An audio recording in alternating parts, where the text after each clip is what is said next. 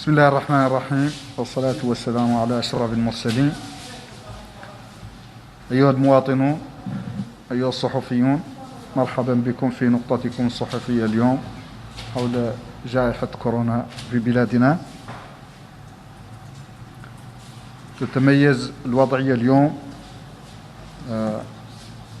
للأسف بثلاث وفيات حدثت في 24 ساعة الأخيرة، وقد تأكد ارتباطها بهذا المرض، لأن الحالات الثلاثة أشخاص كانوا مصابين بهذا المرض. هما شخص توفي في واد الناقة وتم نقله إلى هنا في نواكشوط وإجراء الفحص له، وكانت النتيجة إيجابية. وكذلك حالة وفاة حدثت في المنزل، وتم إيصالها متأخرة إلى مركز الاستطباب الوطني.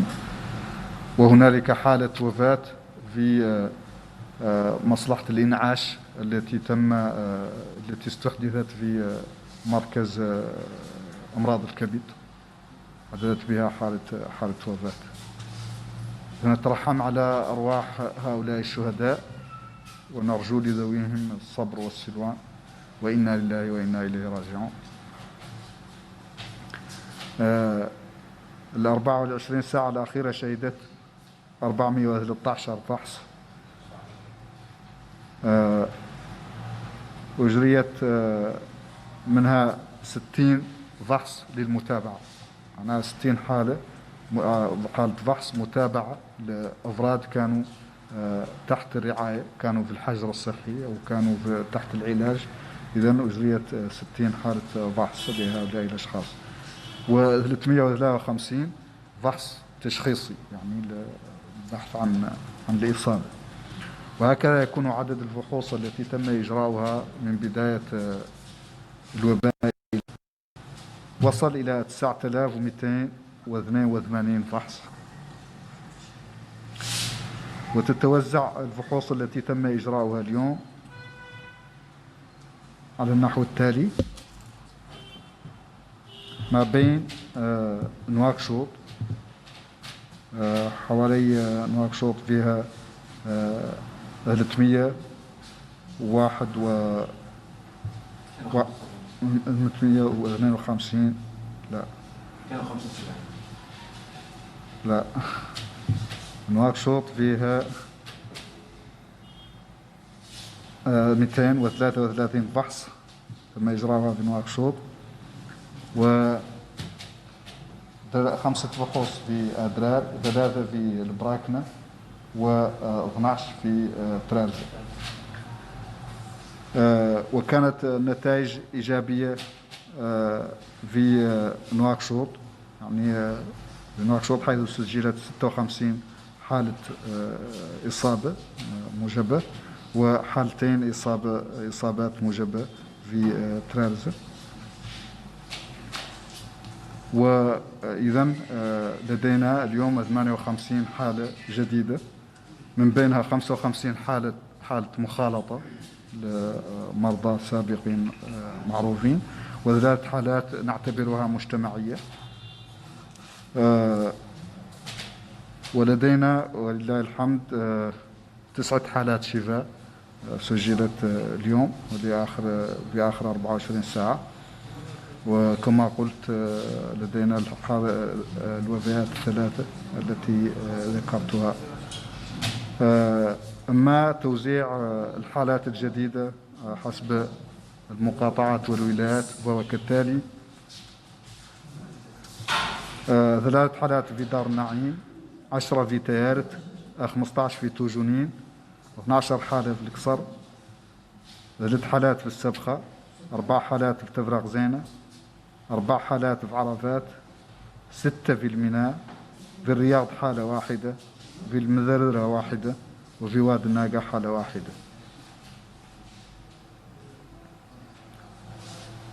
وهكذا يكون عدد المصابين بهذا الفيروس منذ بداية الوباء في بلادنا يصل إلى 588 حالة، من بينها 36 حالة شفاء، 26 حالة وفاة، و526 حالة تحت الرعاية، من بينها 8 حالات حرجة نوعا ما، 56 حالة لديها أعراض متوسطة، و462 حالة بدون أعراض. Chers citoyens, chers journalistes, bienvenue au point de presse quotidien sur la situation du Covid dans le pays, qui se caractérise malheureusement par 3 décès qui se sont produits au cours des dernières 24 heures. Il s'agit d'un homme provenant de Ouadnaga. Il est décédé à Ouadnaga et on a amené le corps ici pour effectuer le test qui s'est avéré positif.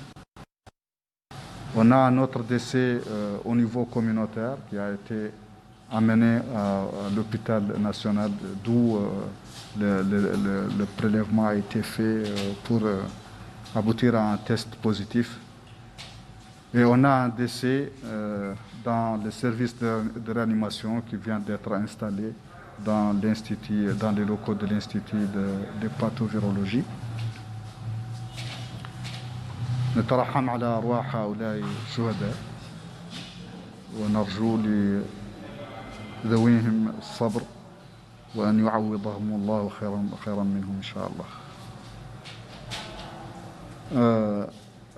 La situation d'aujourd'hui se caractérise encore par la réalisation de 413 tests, dont 60 tests de suivi auprès des personnes qui étaient hospitalisées, soit pour des soins, soit pour l'isolement, et 353 tests de diagnostic qui ont permis de dépister aujourd'hui 58 nouveaux cas. Et alors, ces résultats de dépistage se répartissent comme suit. 341 cas à Nouakchott, 341 cas de dépistage à Nouakchott, 5 à Nadra, 3 au Brakna et 12 au Trarza. Et donc, pour ce qui est des cas positifs, ils se répartissent entre Nouakchott, 56 cas, et Trarza, 2 cas. Et quant à la répartition par Muqata'a, on note 3 cas à Dar Naïm, 10 à Teret, 15 à Toujouni, 12 à Oksar, 1 à Sebkha, 4 à Tevrak Zena, 4 à Arafat, 6 à Elmina, 1 à Riyad, 1 cas à Mederdra et 1 cas à Ouadnaga. Tous les 58 cas sont des contacts, à part 3 cas qui sont communautaires. Et on note avec satisfaction la guérison de 9 personnes qui étaient sous l'hospitalisation ou sous la surveillance dans les sites d'isolement.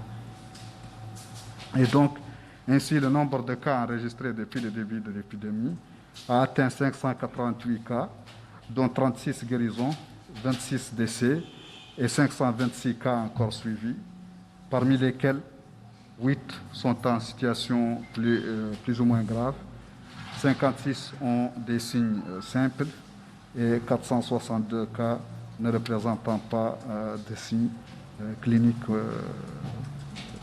significatifs. Voilà, sur ce, je vous remercie et à demain, Inch'Allah.